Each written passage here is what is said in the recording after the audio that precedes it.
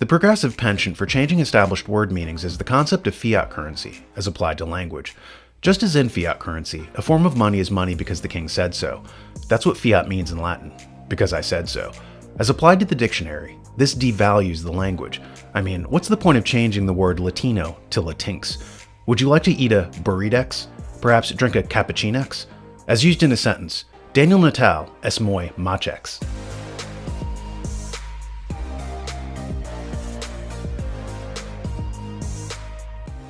The way that the term liberal changed meanings provides an example for how words morph in connotation.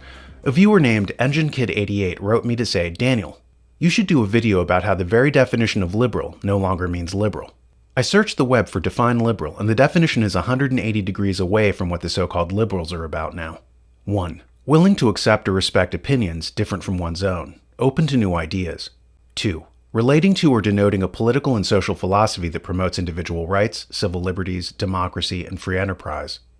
EngineKid88 is right. When Aristotle used the term liberal, he meant someone who spent the right amount of money. He used it in what we call the golden mean, between two extremes. For instance, the golden mean is truth, so the excess is exaggeration, and the defect is irony. If the golden mean is bravery, then the excess is recklessness, and the defect is cowardliness. When discussing money, Aristotle said, the mean state is liberality, the excess, prodigality, the defect, stinginess. Hundreds of years later, Cicero said that a liberal education derives from liber, which in Latin means a free man. He said that the liberal arts were a reference to this. This was the education worthy of a free man. He said that the education of a free man consists of teaching him how to think, whereas the education of a slave consists of teaching him what to think. Unfortunately, our education system today is not designed to turn out free men, but slaves, so they're trained in what to think, as Noam Chomsky points out here. And I think that's the purpose, really. I mean, the purpose is just to impose authority. Here's the great thoughts, all this other stuff is rubbish, just learn those and you're okay, I'll pick them, you memorize them. That's basically the line. Now, of course, that's the opposite of education. I mean, that's the way you study Talmud or something like that. I was watching a video of an economics professor talking to students. He talked about Adam Smith's belief in not having the king regulate trade.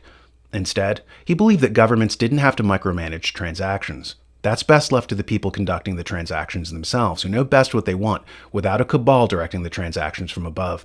The professor referred to Smith's disinclination to be directed from above as economic liberalism. He felt like he had to race in and tell the kids that liberalism didn't mean the same thing then as it does now. Back then, he explained, liberalism literally meant freedom, so economic liberalism meant economic freedom. Today, people incorrectly calling themselves liberals are the most hell-bent on top-down control and government regulation. This authoritarian strain was exactly the opposite of what Smith understood liberalism to be in 1776.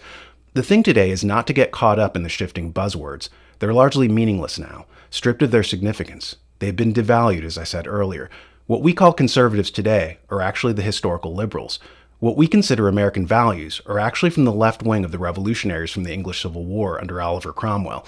These were the people who said that they didn't need kings and wanted individualism and self-determination. These are liberal values, i.e., the values of freedom. Progressives today actually hate liberal institutions like free speech or freedom of assembly or freedom of religion. They even despise medical freedom and think that the state should own your body. So it's a mistake to think in binary terms of liberal or conservative. There's a third option, being an American. So beware of false choices. I was reading Tim Wu's The Master Switch, and he was talking about false choices in terms of the history of mass media. When FM came up in radio, the people who ran the older AM system tried to stop the revolution, so they held out to the public only two choices, AM or the new product called TV. Wu writes, the disinformation campaign's trump card was television, and the radio trust's insistence that it, not FM, was the future. Many standard histories, in fact, describe the slow development of FM to the rise of television. Of course, there is no denying that television was a greater leap. But insofar as television never has supplanted radio, the radio trust was presenting a false choice. There was no reason for the federal government not to allow the development of both a new FM industry and a television industry. Except in the industry's tail spinning, it never was a matter of one or the other. Likewise now, it's not a matter of one or the other, liberal or conservative. With the identity of American, there's a third choice. It's triadic, not binary, just like Aristotle's conception of the golden mean with three things, the ideal, the excess, and the defect. That's three. The philosopher Hegel in the 19th century had thesis, antithesis, and synthesis. That's triadic in structure too. Philosopher John David Ebert talks about the triadic nature of philosophy here. Okay, so then we move into the next consciousness structure, which of course then comes in with Toynbee's second generation of high civilization, and with the Greeks, the Hebrews, the Persians, the Indians, the Chinese. They all have philosophers now. So this is now the mental consciousness structure, which cuts the circle. We're no longer running around in circles. We're thinking in a straight, linear way now. Philosophy comes into being based on, it's triadic in its thinking. It's based on thesis, antithesis, synthesis. Syllogistic thinking comes into being with Socrates and Plato and Aristotle. It's a different kind of mentality. When I was reading Melissa Lane's book, The Birth of Politics, she talked about how a republic was the golden mean between monarchy and anarchy. So our very form of government is triadic. Look at how we have 3 branches of government.